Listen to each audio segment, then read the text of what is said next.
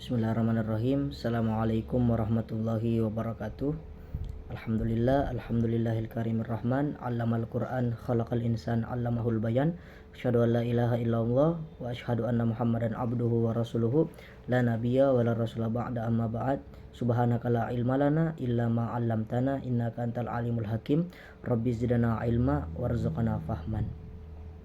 Perkenalkan, nama saya Nurfarin Nurdin.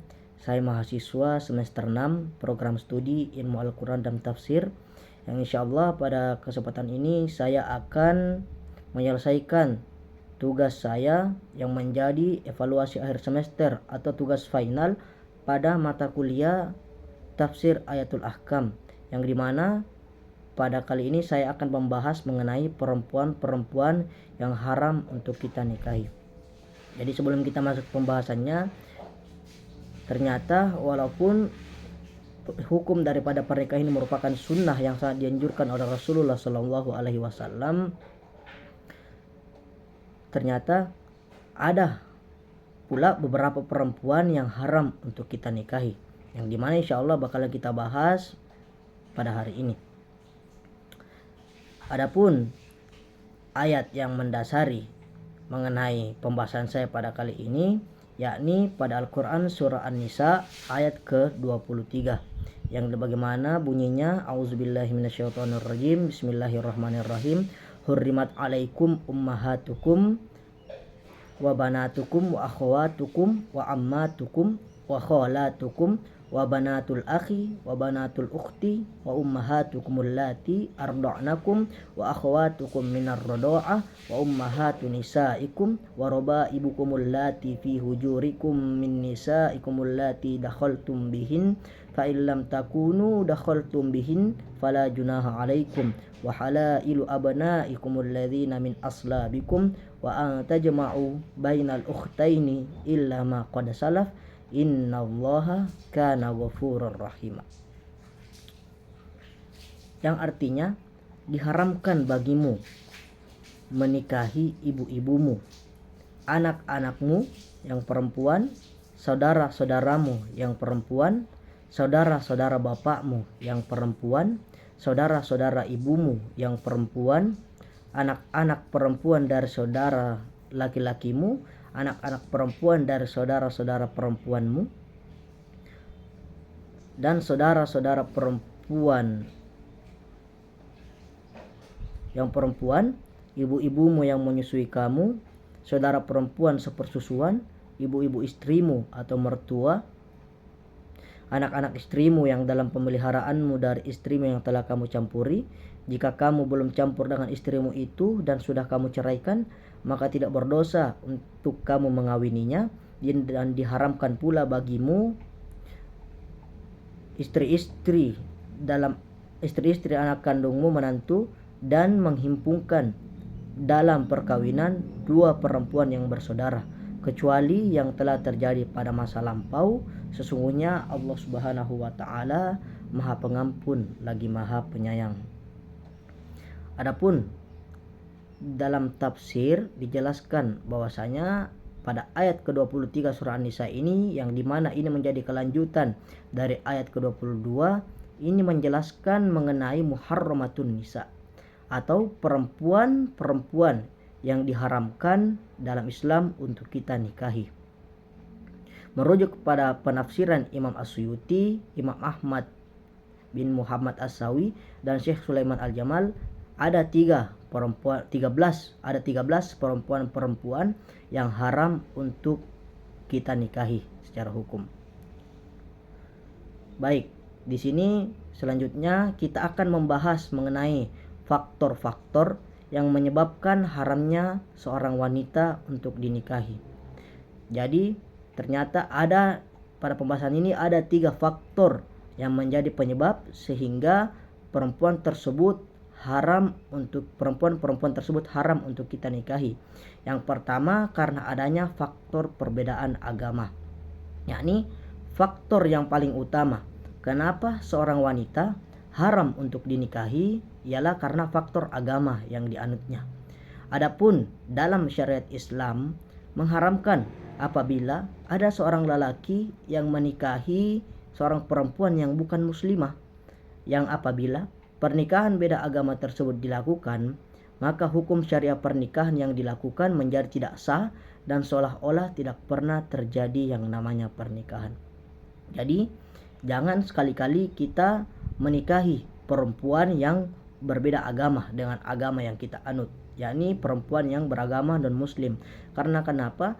Karena apabila kita berani mengambil jalan tersebut, maka secara hukum syariah pernikahan yang kita lakukan itu menjadi pernikahan yang tidak pernah sah dalam agama, dan seolah-olah kita belum pernah melakukan pernikahan sekalipun, walaupun pernikahan yang kita lakukan ini sudah melalui resepsi acaranya.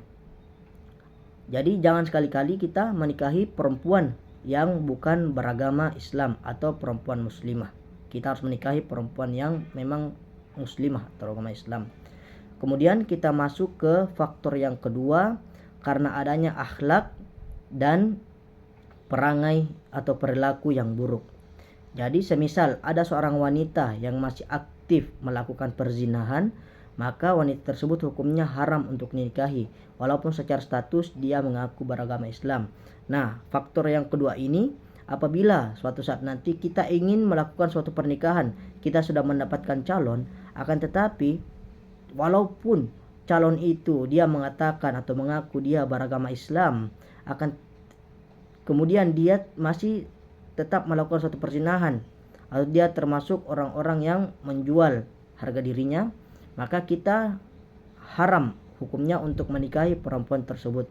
Karena laki-laki yang baik akan bertemu pula dengan perempuan yang baik, dan perempuan yang buruk akan bertemu pula dengan laki-laki yang buruk. Bagaimana yang saya katakan tadi ini bersandar pada Quran surah An-Nur ya. Kemudian kita masuk ke faktor yang ketiga, karena adanya mahram.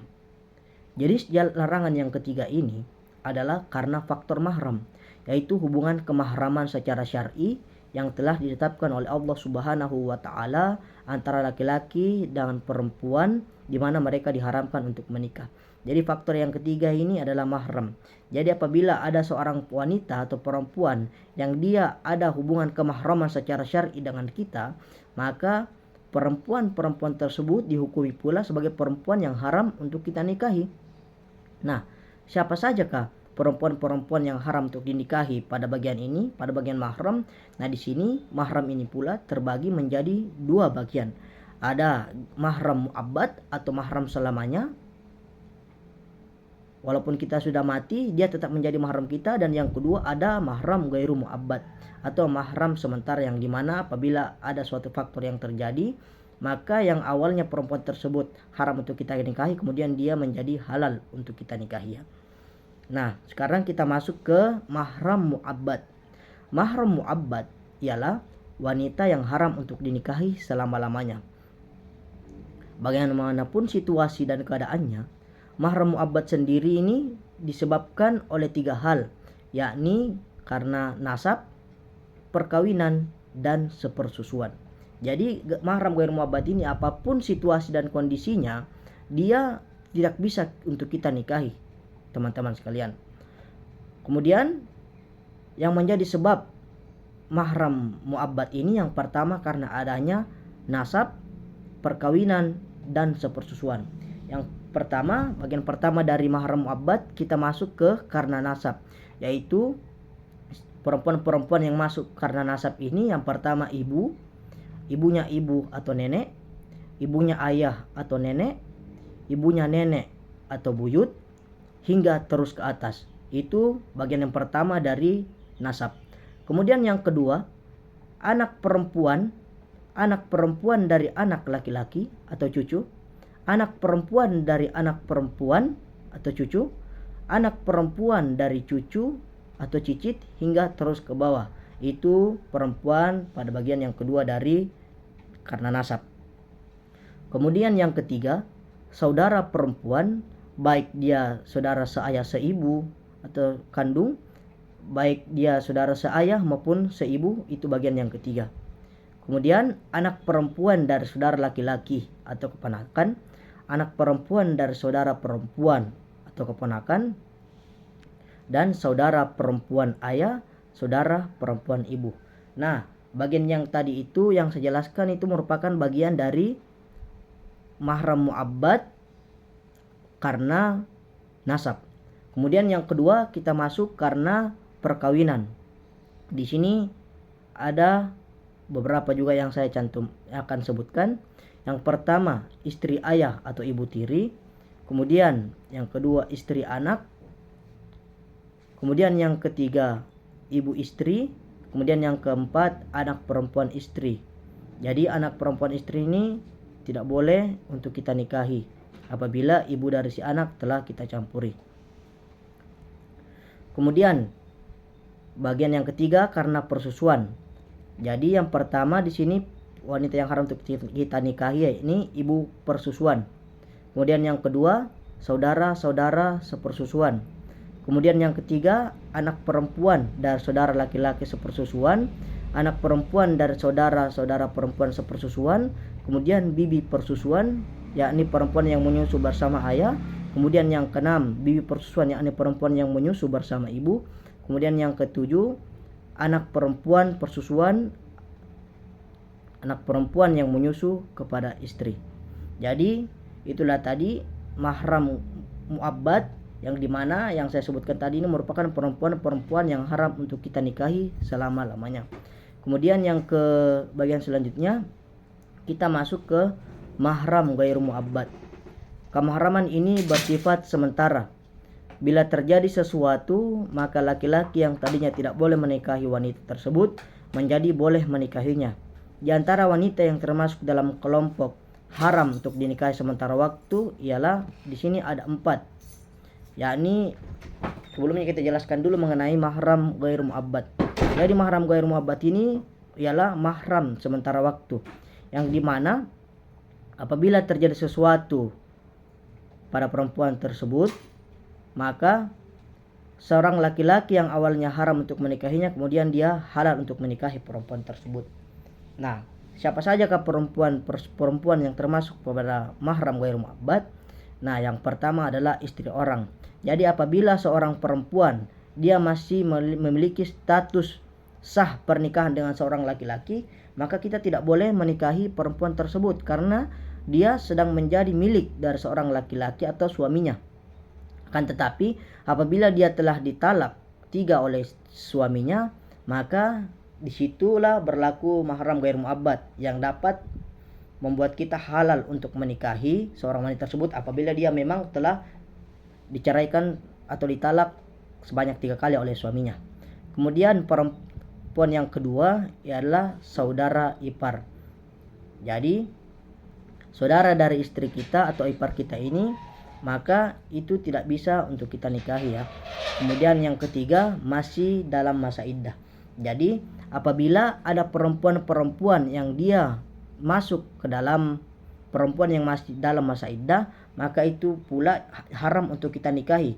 Akan tetapi apabila dia telah menyelesaikan masa iddahnya, maka dia pun bisa dinikahi oleh seorang laki-laki. Kemudian yang keempat istri yang ditalak 3. Nah, apabila ini hampir sama dengan pembahasan yang di awal di istri orang. Jadi apabila ada istri orang yang telah ditalak sebanyak 3 kali, maka itu hukumnya halal untuk dinikahi oleh seorang laki-laki. Jadi sebagai kesimpulan dari pembahasan saya pada kali ini, yang pertama yaitu tidak semua wanita boleh untuk dinikahi sebagaimana penjelasan di awal yang setelah saya sampaikan. Kemudian yang kedua, ada 3 faktor yang menyebabkan haramnya wanita untuk dinikahi. Jadi faktor yang pertama yakni perempuan yang beda agama, kemudian wanita yang memiliki akhlak atau perilaku yang buruk, kemudian yang ketiga perempuan yang menjadi mahram kita. Kemudian yang ketiga, adapun wanita yang termasuk haram dinikahi pada mahram ghairu mu'abbad, itu statusnya boleh dinikahi apabila ada sesuatu yang terjadi seperti cerai dan sebagainya. Jadi sebagaimana yang telah saya jelaskan tadi pada bagian mahram ghairu mu'abbad. Sekian tugas evaluasi akhir semester yang bisa saya sampaikan pada kesempatan ini, Ustaz. Terima kasih atas perhatiannya. Saya doakan kepada Ustadz, semoga Ustadz senantiasa berada dalam lindungan Allah Subhanahu wa taala, dilancarkan seluruh rezekinya, dan senantiasa diberikan kesabaran dalam mendidik kami semua selaku mahasiswa Ustadz. Terima kasih. Saya akhiri dengan ucapan Assalamualaikum warahmatullahi wabarakatuh.